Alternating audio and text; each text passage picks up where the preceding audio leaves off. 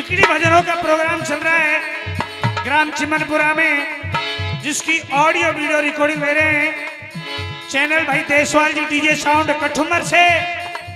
प्यारी प्यारी ढोलक पे साथ दे रहे हैं भाई राजवीर जी तूफानी, पेड़ पे साथ दे रहे हैं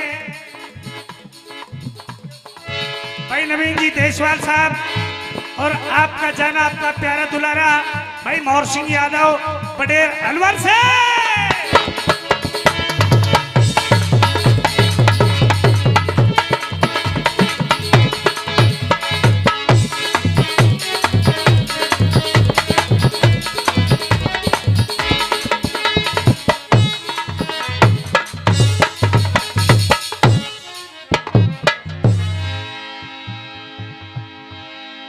सजनों,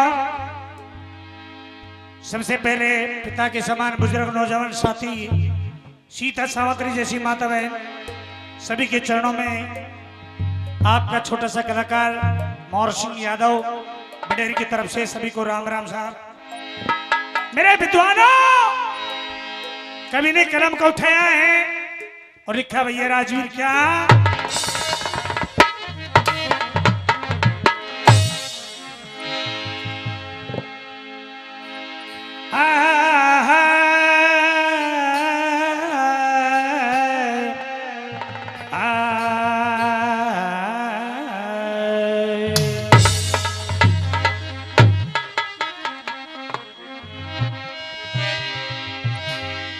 प्रथम गुरु को वंदना और द्वितीय आदि गणेश, तृतीय सुमरे उमा भगवती मेरे काटो सर्वे। इंसान को कभी नहीं कलम लिखाया है और बार बार समझाया है कि इंसान सोच के बता साथ लेकर के तू आया क्या।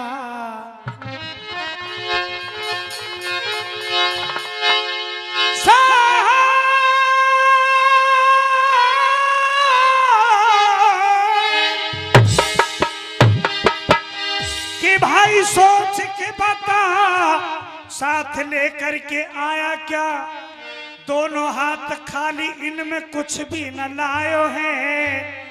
अब मार के दहाड़ अब तू काहे को रो रहे हो, ऐसो कहा गमायो जाए तू संग लेके आयो। लेकिन दूसरी पलट में कह दिया कितनो जमीन इन दोनों हाथन के नाप ले, का कितना जमीन इन दोनों हाथन से नाप ले, और 3 गज जमिया में सब जग समायो है। कह कभी लखन करे तू प्रभु को भजन, हरिन बेड़ा पार सारी दुनिया को लगा। मेरे विद्वानों, अलवर का रहने वाला हूं। जिकड़ी की धरोहर होती है साखी। आपने सुना भी होगा उज्जैन नगर से जिस समय महाराजा भर्तृ और पिंगला से मां कहकर ये भिक्षा लेकर के आ जाते हैं अलवर। देखिए पिंगला विलाप कर रही है और किस तरह से कह रही भैया,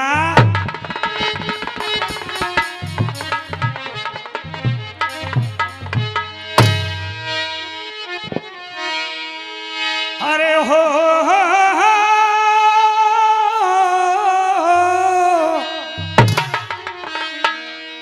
अरे ठाड़ी ठाड़ी, अरे रो रही है सो पिंगला,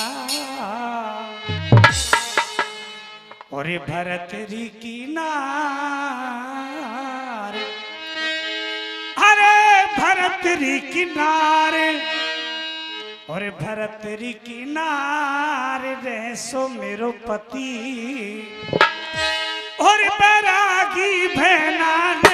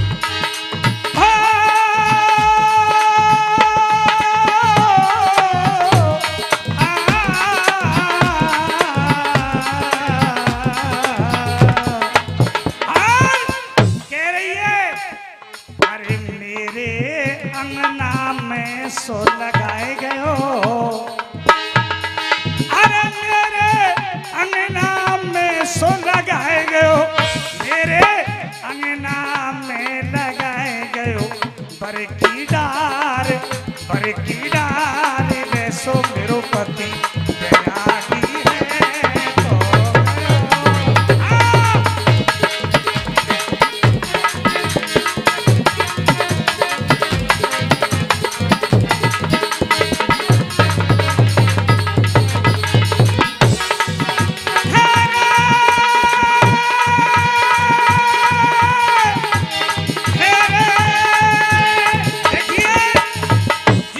हाथरस भैया राजवीर अरे आवे हो न आवे रे जिनको काली बली रे बस जाए ओ भगत के वो रे आवे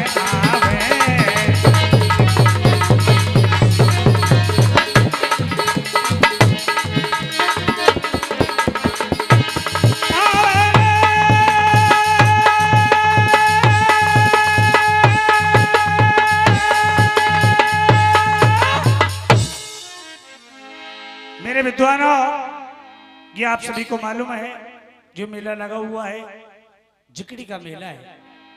आपके लिए सुनिए, कह दिया समय समय पर होते हैं बैर भाव और प्रीत और समय समय पर गाइए समय समय के। मेरे विद्वानों, ये गांव चिम्मनपुरा में हर साल का मेला लगता है। 35 साल मुझे भी गाते हुए हो गए, लेकिन चिम्मनपुरा के दर्शन आज हुए हैं। और आपने जिकड़ी सुनी भी है और ये भी आपको पता है। अभी हमारे भाई साहब कह रहे थे कि यूपी का अलवर का भरतपुर का बॉर्डर है, लेकिन सुनिए आपको जिकड़ी जिक्र की होती है। मेरी कथा मेरी जिकड़ी वो है, आपके सोते ही दिमाग में समझ में आ जाएगी। गौर से सुनना। एक समय भगवान श्री कृष्ण और रुक्मणी जी महलों के अंदर चौपड़ पासा खेल रहे थे। नारद जी भ्रमण करते हुए जा रहे थे। अब नारद जी ने अपनी आंखों से देखा कि जब भगवान अपनी स्त्री के साथ चौपड़ पासा खेल रहे हैं तो फिर ये संसार क्या करेगा। इतने में भगवान श्री कृष्ण की नजर पड़ गई नारद जी की तरफ। नारद जी को देख करके भगवान कृष्ण मंद मंद मुस्कुरा गए, यानी हंसने लग गए। नारद जी को बड़ा दुख हुआ कि भगवान मुझे देख करके क्यों हंसे हैं। भगवान इसलिए हंसे हैं कि भगवान जोड़ा सुन लेकर बैठे, मेरे पास जोड़ा नहीं है। नारद जी ने मन में सोच लिया कि भगवान श्री कृष्ण को रुक्मणी जी को अलग अलग ना कर दूं ना तो मेरा नाम नारद नहीं है। मेरे विद्वानों, गौर से सुनना, जिकड़ी बहुत सुनी होगी आपने।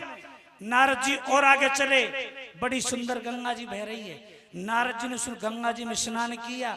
भगवान की ऐसी कृपा हुई, गंगा जी में एक सुंदर फूल बहता हुआ आया। उस फूल को नारद जी ने उठा लिया और मुट्ठी में बंद करके सीधे कृष्ण भगवान के पास पहुंच गए। बोले भगवान प्रणाम, बोले प्रसन्न रहो। भगवान श्री कृष्ण ने कहा, रे नारद जी इस समय तुझको नहीं आना चाहिए। बोला क्यों? मैं मेरी स्त्री के साथ चौपड़ पास खेल रहा हूँ। नारद जी ने कहा, भगवान ये स्त्री का लपड़ा है तो छोड़ो, मैं आज आपके पास इसलिए आया हूँ, वो चीज लेकर के आया हूं जो संसार में कोई भी नहीं ला सकता। भगवान कृष्ण बोले, दिखाने से क्या वस्तु है, क्या चीज है?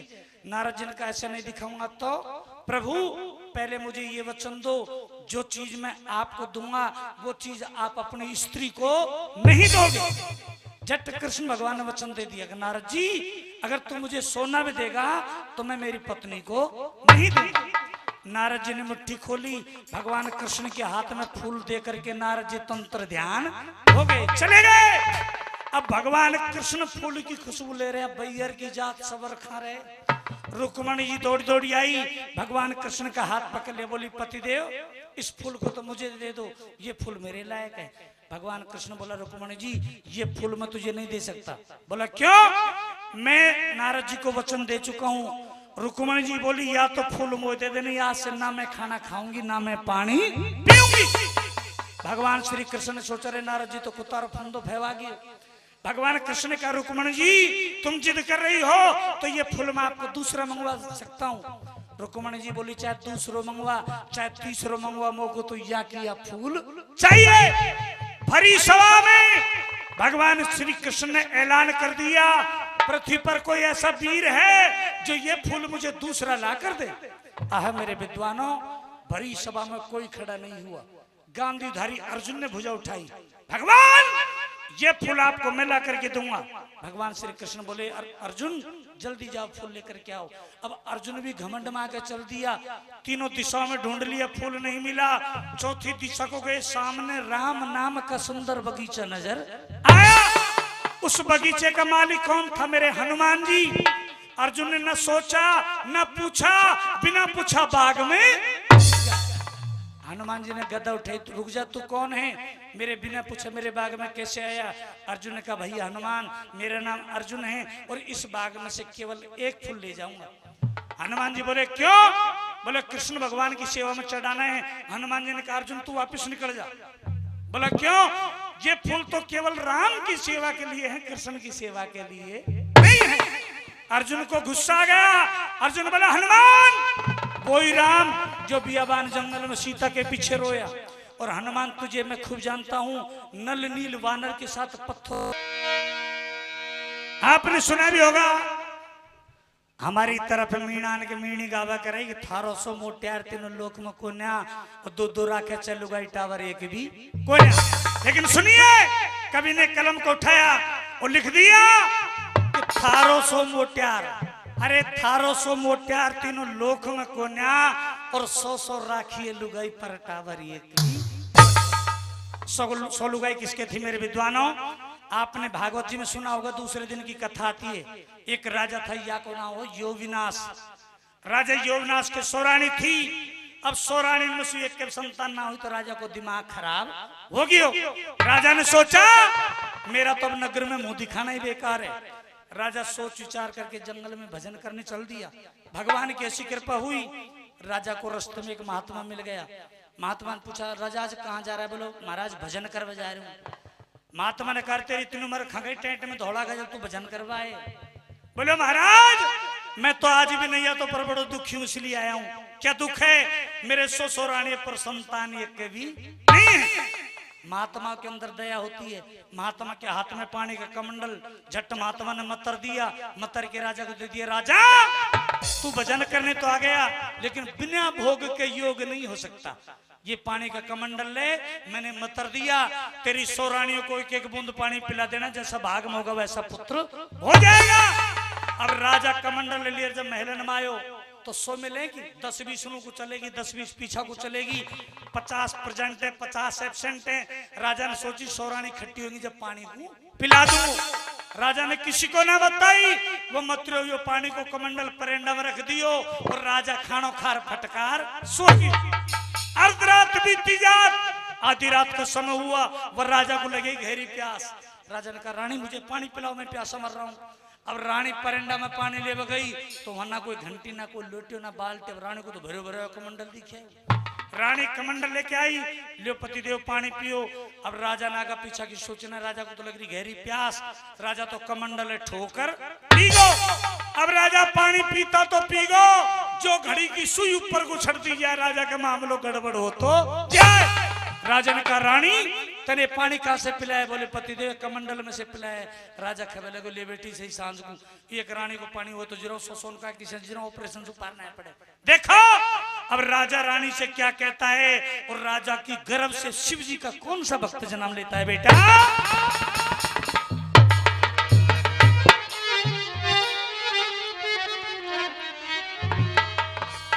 राजा कहने लगा रानी हर सोए क्या और गजब हो गया मेरी रानी, और सोए क्या और गजब हो गए रानी, और पिलाए दियो मंत्र फड़ायो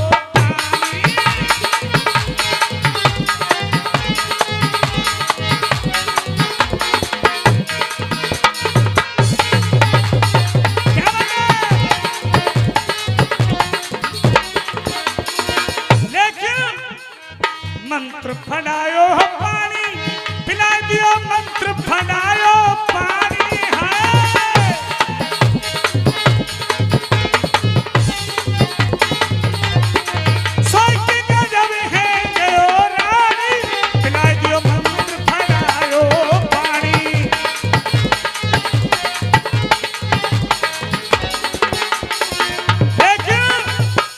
अब सुनिए, अरे राजा विचारो मन में सोचे, अरे राजा विचारो मन में सोचे, यह कैसी हो गई ख्वारी है, मिथ्या वचन न होए संतन के, अब यह बात टरे ना डारी है गोपियट ईशो राजा को दुनिया हंसे दे ताली है, राजा घर से भर न निकले, राजा घर से भर न निकले, नर से बन गया नारी है।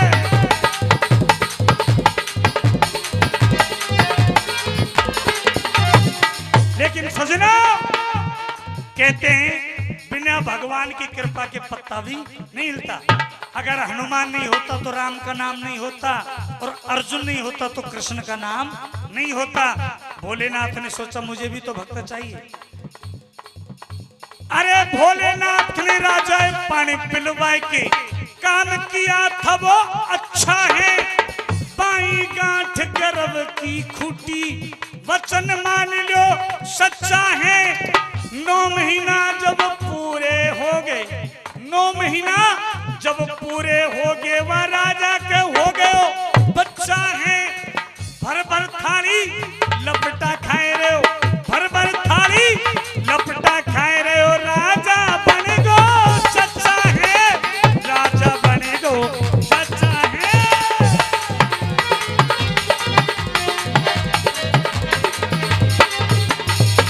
लेकिन सुनिए, सौरानी ने पता चलो कि हमारा पति देव के छोरो होगो।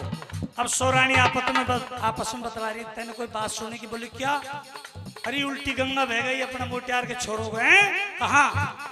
अभी भाई साहब कह रहे थे कंपटीशन वाली बात। सुनिए, पाठ को पढ़ाया जाता है जब प्रश्न किया जाता है। सुनिए, इस भजन में एक प्रश्न उठ गया, और वो प्रश्न कौन सा उठे सुनिए ध्यान दे करके। सौरानी मन में सोच करे, अरे सौरानी मन में सोच करे, यह कैसी रची विधाता है। बताओ कौन से बच्चा वो पिता कहेगो और कौन से कहेगो माता है। ये प्रश्न उठ गया इसमें, कौन से बच्चा वो पिता कहेगो, अरे कौन से कहेगो माता है। क्यों? आकाश देवता फूल बरसावे, और इसी बीच 11 रुपए का आशीर्वाद भाई की तरफ से दिया जाता है। अरे आकाश देवता फूल बरसावे, इसको वेद बताता है, और 21 रुपए भाई की तरफ से दिए जाते हैं, धन्यवाद। अरे आकाश देवता फूल बरसावे, इसको वेद बताता है। कहते जिस्म व छोरा को, कहते जिस्म व छोरा को, नाम धरो मन दाता है, नाम धरो मन दाता है।